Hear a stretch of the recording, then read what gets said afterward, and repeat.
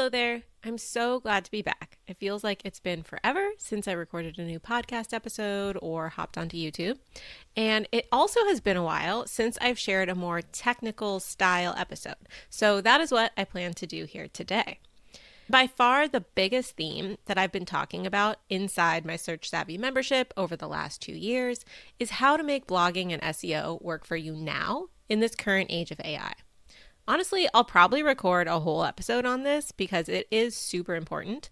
But the bigger picture is that most people are tweaking their strategies to focus on speaking to and attracting a smaller niche audience with their long form content, and then using that content to grow their email list and then make sales to those people over time.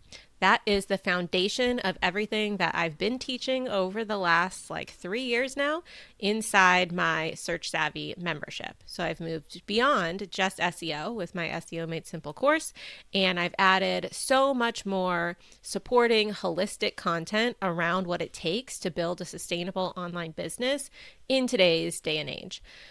And in this new framework, it honestly doesn't really matter what you're selling to your audience. It could be one-on-one work. It could be a done-for-you service, a done-with-you service, a group program, an online course, a membership, a digital product, a private community, even something like a paid newsletter or just offers for affiliate products, or any combination of those things. But the point is trying to diversify your business beyond just the pairing of organic search traffic and display ad revenue. Yes, that combination used to be so simple, so elegantly straightforward and effective. And that's why I really loved to teach it for so many years. But the truth is that AI and changes to Google's algorithms have made it more difficult to attract large enough volumes of traffic to your website to the point where ad revenue can realistically sustain your whole business. And for what it's worth, I still love ad revenue as part of your income pie for your business, but just not the whole thing. But one thing that I've really noticed as we've been making this shift inside my community and people have been trying to pivot to go beyond just this concept of ranking in Google and making display ad revenue, it's been tough for people to change their mindset about what actually matters in their business. Because the metrics that mattered a lot for the publisher model, where the goal was maximum amounts of traffic to generate maximum amounts of ad revenue, are very different from the metrics that actually matter for the online business model. So if you've ever had the experience of getting excited about a traffic spike or a post ranking number 1, but then you look at your revenue and you feel a little confused about why these two things aren't really connected anymore, this episode is going to explain exactly what's going on and what metrics you should probably be looking at instead if you are trying to move into the world of selling something online. So let's start with a quick rundown of the metrics that I'd say most bloggers were tracking if they were following the publisher model and optimizing for ad revenue. So we'll talk about those metrics, what they were and why they made sense. And then I'll talk about what you should probably be tracking now if you're trying to pivot more into the online business model. So if you have been around in the online content space for a while, you probably built at least part of your strategy around this concept of what I like to call the publisher model. Again, the idea was pretty simple. You create a lot of SEO optimized content. You get as many of those posts to rank in Google as possible. Those posts will drive traffic to your site. You will display ads on your site to those people, and you'll earn revenue simply by people just being on your site. And that was the whole process. Rinse, repeat, scale. And in that model, almost every single metric that we were tracking was a proxy for one thing: eyeballs. How many people came to your site, how long they stayed, how many pages they looked at, how many ads they saw. That was essentially the whole game. So let's walk through the classic publisher metrics, talk about the underlying business reasons why we were tracking them. And once you're familiar with all of those metrics, I'll give you an updated list on how we think about these metrics if you're pivoting into the online business model. So the first metric that everyone tracked inside Google Analytics, if you were following the publisher model, was sessions. And a session is basically one visit to your site. One person, one continuous browsing experience. So sessions, users, and page views are very closely related metrics, but they are slightly different. So let's use an example. If someone comes to your website in the morning and reads 3 blog posts, then they come back again in the afternoon and read 2 more, that will still count as 1 user because it's the same person, but it will count as 2 sessions because they came back for 2 distinct browsing sessions, but it will count as 5 page views for your site because they read 5 different posts in that day. So sessions were so important to bloggers following the publisher model because one of the major ad networks, Mediavine, used to require a minimum of 50,000 sessions per month in order to apply to their network and put their display ads on your site. In my experience, it typically took people 1 to 2 years of blogging consistently to reach that number. But once you were in, you could expect to earn at least $1,000 a month in ad revenue on average. But again, a lot has shifted in the industry in the last few years, and traffic to websites has declined pretty much across the board. Now that Google inserts AI overviews at the top of search results for many queries, people can often get their answers right there in the search results without needing to click through to people's websites. And so to address this change, Mediavine actually made quite a few changes to their ad network system, including opening up a lower tier ad network called Journey, which now only requires 1,000 monthly sessions to your website in order to apply. At that level, yeah, you're only probably going to earn like $20 a month or something like that in ad revenue, but it slowly climbs up as your traffic grows. Then, once you've hit the benchmark of generating at least $5,000 in 1 year in ad revenue through the Journey program, they will automatically graduate you into the official Mediavine program. They start to give you higher ad revenue splits. Like I think in Journey, you get a 70% ad revenue split. And then once you're in Mediavine, it starts at 75%. And it can go all the way up to 90% if you become one of their higher tier, highest trafficked websites in their system. So the graduation from Journey to Mediavine typically happens when you're around 25,000 sessions per month. But again, they're not so much tracking the sessions anymore. It's all about whenever you're able to earn that $5,000 per year in Journey, then you'll automatically get upgraded to Mediavine. But, just based on average RPMs, that typically happens around 25,000 sessions per month. So that is historically the reason why sessions were such a highly tracked metric. It was the number that would allow people to enter into these premium ad networks and start earning legitimate amounts of money in monthly ad revenue that really felt significant and could make up a big portion of your online business income. Another metric that we tracked was page views. How many pages were viewed on your site in a given period? In the publisher model, page views basically equaled potential ad revenue because each page viewed meant a new set of ads were displayed, and more ad impressions means more money. And for some niches, readers do tend to stick around a lot and click through to a lot of pages. So for some types of bloggers, it was easier for them to rack up a large amount of page views, even if their session count was still on the lower side. So for some people, they may not have been eligible yet for an ad network like Mediavine that tracks sessions, but perhaps they were eligible for a different ad network called Raptive. It used to be called AdThrive. Now it's called Raptive. But they use page views as their metric for admission. In the past, they required 100,000 monthly page views in order to apply. But these days, the requirement has been lowered to just 25,000 monthly page views. So it was worth tracking page views as well as a publisher, since that was another possible avenue for getting into a good ad network. A third metric that we liked to track that impacted ad revenue was average engagement time per session. And this metric gives you an idea of which posts and traffic sources bring the most engaged website visitors, the people who spend the most time on your website. And in the publisher model, time on page mattered because an engaged reader scrolled farther down the page, they saw more ads, and they generally contributed more to your RPMs. And speaking of RPMs, that's another metric that we tracked via our ad networks if you were able to grow your traffic to the point where you got accepted. RPM stands for revenue per mil, aka revenue per 1,000 page views on your site. And this was essentially the metric that told you how efficiently you were monetizing your traffic. A higher RPM meant that you were earning more money per visitor. And this was something you could also work on optimizing alongside growing your traffic so that you could not only try to get more visitors, but also earn more dollars per visitor at the same time. And you would hear people in Facebook groups talking about their RPMs going up to $40, $50. I've even seen some people say that their RPMs were $90 or sometimes even over $100. And everyone would celebrate because that meant that blogger was earning really good money from their content. And if you do the math, a $90 RPM for someone who was getting 50,000 monthly website visitors would translate to $4,500 per month in ad revenue. So I'm like, yes, please. I could pay my whole rent with that. Like, that would be great.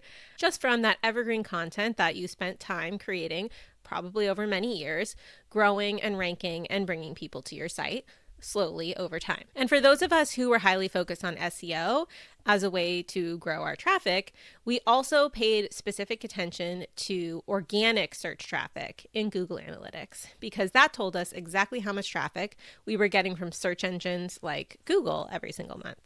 And organic search traffic was seen as sort of like the holy grail because it was free. You don't have to pay for ads or anything. You just create the content well. And if you do it with the right strategy, it would rank in Google and bring you traffic. That model and that idea was highly scalable, either by yourself alone or by outsourcing to other writers. And it was generally consistent and pretty long lasting. So unlike social media traffic, which tended to spike and then drop off quickly as a post got stale, blog posts ranking in Google oftentimes would rank and drive traffic for years. And that allowed you to create a stackable, growing asset in your business that increased in value over time. So we tracked our organic search traffic very closely. We were paying attention to what percentage of our overall traffic was coming from Google, which posts were ranking and for what keywords, and how our overall organic traffic was trending month over month, year over year, season by season. And it made sense to care about this deeply because for many of us in the publisher model, organic search traffic was really the fuel that made the whole machine run. More organic traffic meant more ad impressions, which meant more ad revenue, and that was honestly really straightforward. And for anyone who is still optimizing primarily for ad revenue in their business, these metrics still make sense. They tell you precisely whether your business in this model is growing or contracting. However, the problem is that a lot of us are no longer running purely on that model. We've pivoted to serving perhaps a smaller, more niched audience and actually selling things to them.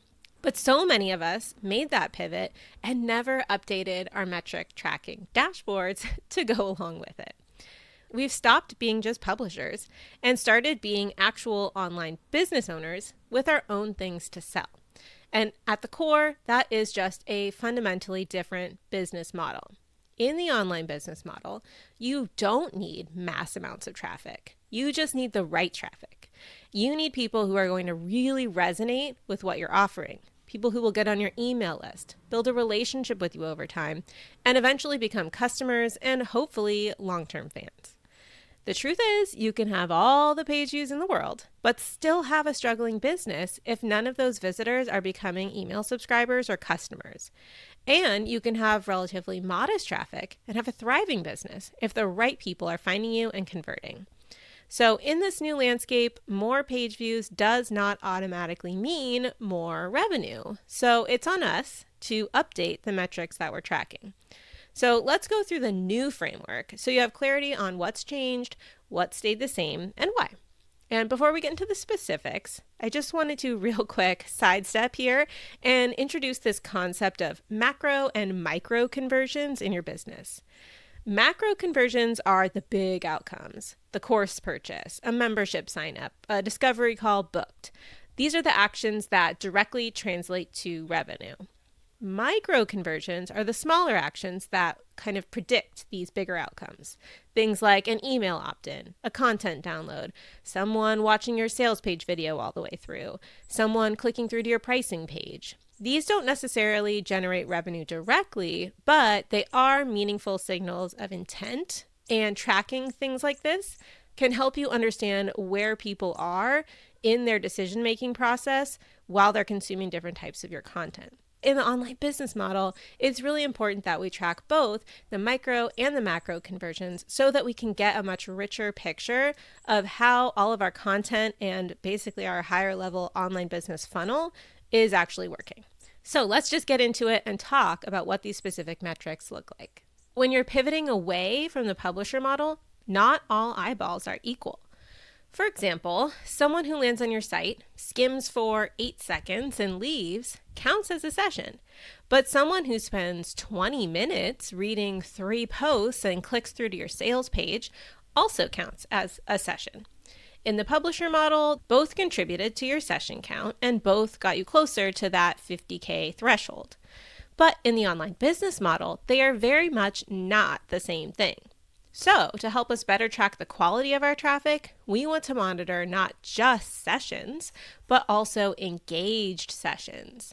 This is similar to that average engagement time per session metric that I mentioned tracking as a publisher. But rather than looking at the specific amount of time spent on the site, we are looking at the percentage of people who count as engaged who come to your site. Someone only counts as an engaged session if they spend more than 10 seconds on your site, visited more than one page, or triggered some kind of conversion event.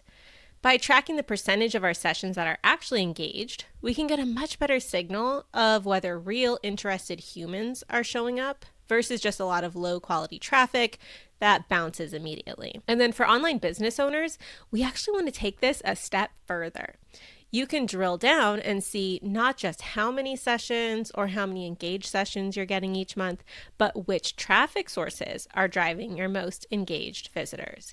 For example, do you get the best engagement from people from Google, Facebook, Instagram, LinkedIn, your email list, YouTube, clicks from other websites, your podcast show notes, etc.? And then even beyond that, how many of them then go on to become email subscribers? And ultimately, how many are then becoming customers?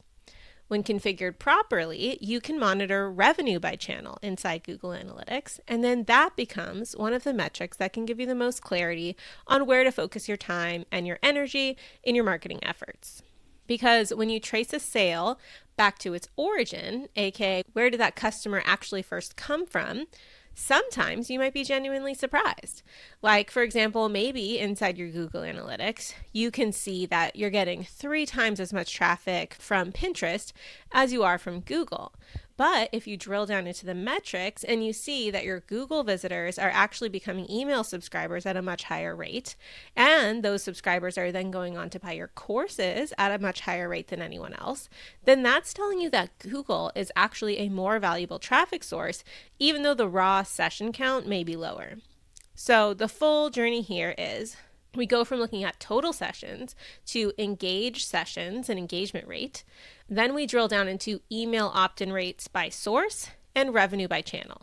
And each step gets you closer to understanding not whether just people are showing up on your website, but whether the right people are showing up and what they're actually doing once they get to your website. Another metric you can layer on here is email opt-in rates by page. So every page on your website has some percentage of visitors who will take a step towards a deeper relationship with you. Maybe they sign up for your email list, download a freebie, whatever your opt-in mechanism is, that percentage is your conversion rate for that page. And what you'll likely find is that this number is often completely uncorrelated with raw traffic. So you might have a post that gets 5,000 visitors a month, for example, and converts to your email list at 0.5%. That would equate to 25 new subscribers per month from this one post. And conversely, you might have a post that gets maybe 600 visitors a month, but it converts at 8%. That could bring you 48 new subscribers per month. So which one is actually more valuable to your business? If you were only tracking by the old publisher model, you could incorrectly assume that the post that brings 5,000 visitors a month is more valuable. But when you actually start to look at what those people are doing, you could find that your lower traffic posts are bringing you more email subscribers and more purchases, and are actually the ones that are more valuable to your bottom line in your business. Because even though the traffic to that smaller post is only 12% of the traffic of the larger one, it's bringing in almost 2 times as many email subscribers every single month. So that's a sign that it is attracting people who are so aligned with what you do that they just immediately want more. And really, it's the path to purchase that you're ultimately trying to uncover. So what did someone read or watch or download before they bought something from you?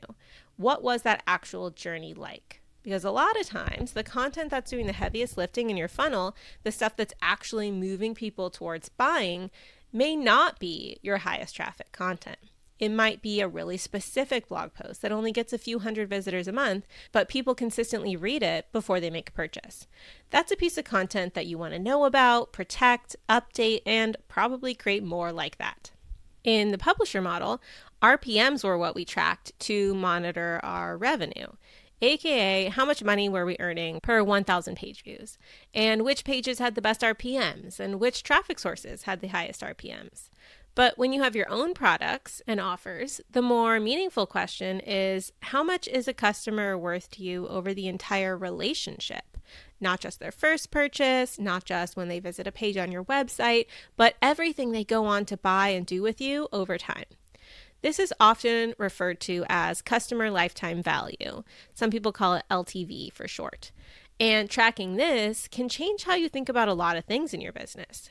It might change how you prioritize your offers, how you think about retention, what you decide to use as an upsell, a downsell, a cross-sell, an order bump, all those things, because keeping an existing customer is almost always easier than constantly finding new ones. It may also change how you think about your email list, because if you do this right, you can basically know, on average, for every person that joins your email list, they are worth approximately X number of dollars. And then your email list really starts to feel like a concrete asset with a real dollar value attached to it. And it becomes much more motivating to spend time creating and nurturing relationships there. And when we were focused on the publisher model and growing our traffic with SEO, organic search traffic was pretty much the North Star metric. Any post that ranked and sent you traffic was a win, because more traffic meant more ad revenue, regardless of who those people were or what they did after they landed on your site. But in the online business model, not all organic traffic is created equal. You might have a post that ranks really well, sends you a ton of traffic, but those visitors bounce immediately because the topic is attracting people who are honestly never going to be your customers. You might have another post, conversely, that gets a fraction of the traffic, but consistently attracts people who opt into your list, open your emails, and eventually buy from you. So really, the bottom line here is that we're shifting the question from how much organic search traffic am I getting to which pieces of my organic content and which channels are actually attracting the right people. Which posts are the ones that are actually converting people over to my email list? And which posts are the ones that people read before they make a purchase? Which pieces of content are the ones that bring in visitors who eventually go on to become customers versus just visitors who pass through? And that's really a fundamentally different lens to place on top of your SEO strategy. So it means that when you're deciding what content to create or update, traffic potential is really not the main variable that you're looking at anymore. It requires going way beyond just looking for high volume, low difficulty keywords. And you're really going to drill down into buyer intent. You ultimately need to ask yourself whether this is a topic that is going to attract someone who might eventually want what you're selling. And if not, is it something that you really should be publishing on your website? There's also a few more metrics you may want to track that can be proxies for how well you're building engagement and niche authority in your space. So you might want to track which content gets the most social shares and backlinks. Shares tell you that your audience finds something valuable enough to put their own name on it by recommending it to someone else. And backlinks tell you that other creators and websites see you as a credible enough source to cite. Having your content shared across social platforms is also an amazing way to extend the reach of the long-form content that you create. And having people link back to you from other websites has actually a dual benefit. Number one, yes, it can drive some traffic back to your site if people click the link, but it can also pass on link juice from the other site to your site and thereby increase the authority of your domain. especially if you can get talked about on other authoritative websites that are in your niche. And this, in turn, can help all of your blog posts rank better in Google across the board. It likely also has benefits for trying to show up in AI platforms as well. You probably also want to monitor which content generates engagement. So not just traffic, but interaction. So comments, replies, DMs, people emailing you saying something resonated. This is harder to measure. It's a little more qualitative, but it's incredibly telling about what's actually connecting with your audience versus what they're just kind of passively consuming and forgetting. So the posts that make people feel compelled to respond are telling you something important about what your audience really cares about. Connection is truly key in this digital world that's currently kind of being overrun by AI slop and low quality copycat content. So don't be afraid to double down on content that elicits emotion from your audience and builds connection with your audience. Online business owners should also care about metrics related to buying behavior. Of the people who are seeing your sales page, how many are actually converting? And then if you break it down further and look at conversion rate by channel, you can see how people are converting across the different places that you're promoting your content and growing an audience. Most likely, you will find that warmer, more engaged traffic, like people coming to your website from your email list, are going to convert at a dramatically higher rate than cold traffic, like someone clicking to your site for the first time from Pinterest, for example. So just another powerful reminder of why email list building matters so much. Similarly, checkout abandonment rate tells you how many people made it all the way to your checkout page and then left without buying. A high abandonment rate can usually be improved with some on-page tweaks and maybe some follow-up mechanisms, but you can only work on improving it if you start tracking the numbers in the first place, right? Additionally, if you decide to sell something to your audience that involves a recurring payment, like perhaps a membership or a paid newsletter or something like that, you'll also want to track churn rate, aka what percentage of people are canceling each month. And if people are consistently leaving at the same time in their journey, like maybe you see a huge drop off in month 2, for example, that is a very specific signal about something that's happening or not happening in that brief window of time that's causing people to decide not to keep going with the membership. And that is totally something that you can investigate and address head on and try to troubleshoot. But you maybe would not even know where to start with investigating something like that if you weren't tracking churn rate to begin with. And finally, as I was mentioning, it's also worth analyzing where people are dropping off in your funnel as a whole. So at what point are people losing interest or leaving during your process of trying to make a sale? Are they unsubscribing from your emails or not clicking through your emails during a sales sequence that you set up? Are they clicking through to the sales page but then not clicking the buy button? Do they click the buy button and proceed to the checkout page but then not complete the transaction? Knowing where the leak is in this whole process tells you exactly where to focus your energy first when you're trying to improve your sales, instead of just generally trying to improve everything all at once just on hunches. So here's the part that I want to be really honest with you about. Knowing which metrics to track is one thing. Being able to track them is another. And the reason that most people can't actually answer these questions, even if they have Google Analytics installed on a basic level, is because they don't actually have the underlying measurement infrastructure set up correctly.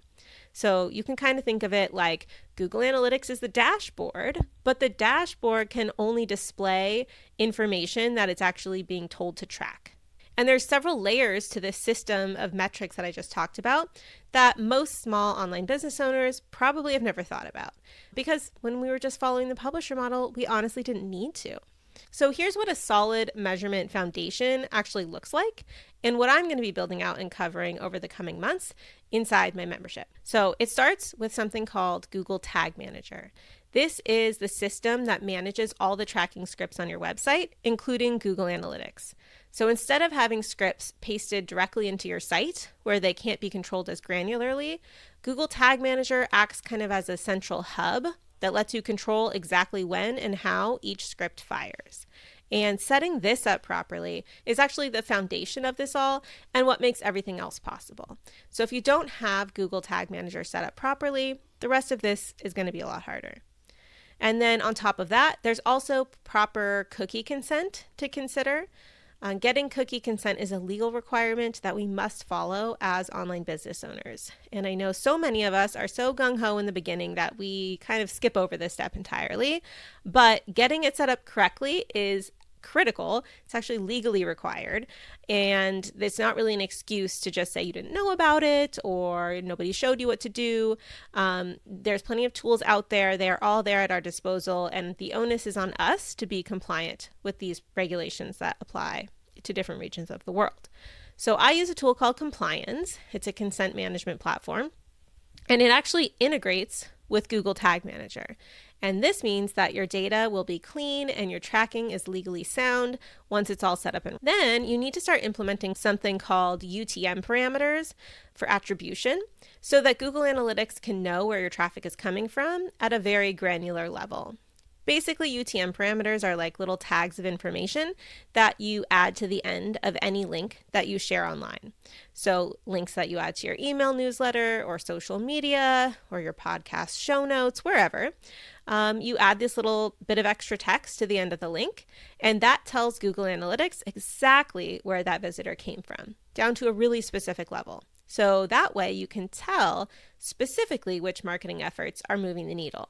So for example, rather than just being able to see quote unquote Facebook traffic in Google Analytics all lumped together, if you set up UTM parameters properly, you can see at a more granular level whether your best leads are actually coming from your own Facebook group, your Facebook page, your Facebook Reels, your Facebook Stories, or maybe other Facebook groups that you're sharing things in that are actually attracting your most qualified leads. And then beyond knowing where people are coming from, we then need to set up conversion tracking in Google Analytics so that we can see what actions people are taking once they're on our website. So we actually need to tell Google Analytics which events we want to track, both micro and macro, so we can start connecting the dots between traffic and outcomes. And then if you want to take it a step further even, you could layer something like Microsoft Clarity on top so that you can have the qualitative information to go alongside the quantitative information from Google Analytics. So Google Analytics is great at telling you what happened. Like someone visited this page, they spent this long on it, and then they left. But you can't really tell why they left. What were they doing on that page? Did it seem like something was confusing them? Were they not able to find what they were looking for? Using a free tool like Microsoft Clarity can try to help answer those questions in two main ways. First, it's able to record actual user sessions on your website, basically like a screen recording of someone's visit. So you can literally watch how a real person is moving through your site. You can see where their cursor goes, where they scroll, where they stop, where they get stuck. And then second, it can generate heat maps, kind of visual overlays that show you in aggregate where people are clicking, how far they're scrolling on a page, which parts of your page are getting the most attention, etc. So if you see in your Google Analytics that people are bouncing from your sales page at a really high rate, for example, Microsoft Clarity is what you can use to actually go and see what's happening and figure out why. And that combination of the quantitative data from Google Analytics and the qualitative data from Clarity is super powerful. And again, Clarity is free, so no brainer to add that to your measurement stack for troubleshooting. And then eventually, once you have all the pieces of data in place, the end goal would be to build some sort of unified analytics dashboard. And in the past, a really popular tool to do this was called Looker Studio. So initially, my plan was to build my own Looker Studio dashboard and share all of that with you as well for anyone who's in my Savvy Analytics course or my Search Savvy membership. But honestly, the space is evolving so fast, and I actually think that using AI might be a better, more future-proofed, more cohesive and integrative way to build a custom dashboard instead. But the main idea is that instead of logging into a bunch of different platforms, trying to piece together information about how your business is doing, you want to try to have one centralized place that shows you everything. And the cool part about the idea of building it with AI is that it can also help interpret the data for you and pull out the most actionable insights automatically. And that's really the end goal, right? We don't just want all of our data in one place. We want to be able to actually answer questions for what matters in our business, what's working, what's not working, what should we troubleshoot, where should we focus our efforts to increase our revenue in our business. So if you want to get started on building this really critical foundation for your own business, my newest course, Savvy Analytics, is open for enrollment right now, and I'm actively building this whole thing out right now, live alongside you in my own businesses. Because I'm still building it week by week with you, I'm actually offering it at a crazy huge discount right now.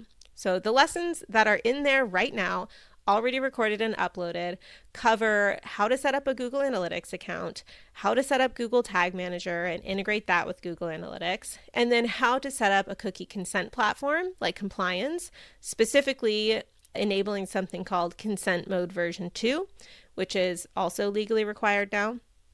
And I would say probably 90% of people haven't actually implemented. Using all those tools integrated together will help you track everything you need to track to build a system like this, but also remain legally compliant with all the privacy guidelines around the world. And so in those videos, I literally walk you through screen share, step by step, every single option for all of those tools to get them all up and running on your own website. But I'm still adding content to build out the rest of this analytics system. So everything else that I've talked about today, like UTM parameters, conversion tracking, Microsoft Clarity, building a unified dashboard, that's all coming, but it's not uploaded in the course yet. And so because of that, it's still on sale for a really, really good discount, 40% off. Right now it's available for $299. Full price that I'm aiming for is $499. But for right now, it's a super, super good deal. So if this is something that you know you need right now, and improving your analytics so that you have actionable, clear data to make decisions around for your business is something that you know you need to focus on for the rest of this year, right now is genuinely the best time to get in. So you get everything that's already there with Google Tag Manager, Google Analytics, cookie consent, plus every new lesson as I add it.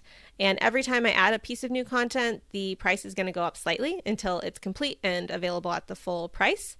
But for right now, again, it's available for $299. So if you're interested in joining me, just go to theunconventionalrd.com and head to the shop page and check out the Savvy Analytics course. Or if you want this course plus every other course and training that I've created in my business, then you can also alternatively join the Search Savvy membership to get everything I've ever made, including my signature course, SEO Made Simple, all for one relatively low monthly or annual fee. So I will put the links in the show notes for both the Savvy Analytics course if you want to buy this training outright and have it forever, or the Search Savvy membership in case you prefer to just kind of dip in and out based on what you need on any given month or year. So if you're listening to this and you are already a former SEO Made Simple student and you're wondering, do you get access to the Savvy Analytics course? The answer is no, not in its entirety. You will get access to the lessons on setting up Google Analytics, Google Tag Manager, and compliance, as well as how to track any SEO-related metrics in Google Analytics. But you're not going to get the new trainings that go beyond SEO, like setting up UTM parameters, setting up conversion tracking, or building an AI-powered data dashboard, because those topics really, truly that's going way beyond SEO, and it's outside of the scope of the course that you originally signed up for. So if you want access to those more advanced lessons, I highly recommend grabbing the course now while it's on sale. Once it's purchased, you can easily find it inside the purchased products area of the website after you log in. And even if you're not quite ready to upgrade your analytics yet, honestly, just start paying attention to the question, when someone lands on your website, what do they do next? Are they taking a step towards becoming a customer, or are they just sort of passing through? Because that question is the one that's going to be able to tell you whether your current content strategy is working for the business that you have now. Because most likely, if you are in the process of pivoting from being a publisher to being an online business owner, you're going to have to tweak not only the metrics that you're tracking, but the way that you create content to attract customers as well.